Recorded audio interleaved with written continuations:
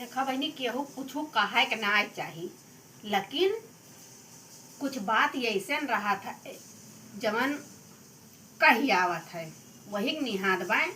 नाम बड़ा दर्शन थुअर यदवाइन काकी यतना बहका थी यतना बहका थी यतना बहका थी तुसे का बताई। अब परम आए घरे चली गए तो बना रहा सकपहिता भात। अब बथुई पाती अलगे रुआवत ब्याह, दाल अलगे रुआवत बा, पानी अलगे रुआवत ब्याह। हम कहन इनके घरे सकपहिता बना बा। अब बहकी हाँ यतना जान पड़त कि जैसे उनके केस केहू दुनिया में खाबे नहीं करत।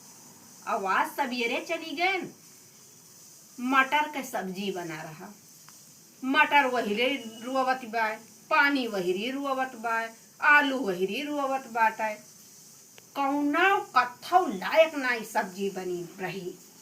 खाए में मसाला है नहीं रहा तो हम कहें जाए दियो, बहुत मने मसाला कम खाती। लेकिन बहनी और बेटौना उनका नक नक नक नक लगाए रहा कि कौन मियर सब्जी बनी बाय, कौन मियर सब्जी बनी बाटे। हम अपने मन में सोचन कि अदवाइन काकी जवन मियर बहका थी कि जवन उनके केस केहू दुनिया में खाबे नहीं करत। इतना ना बहके चाहिए।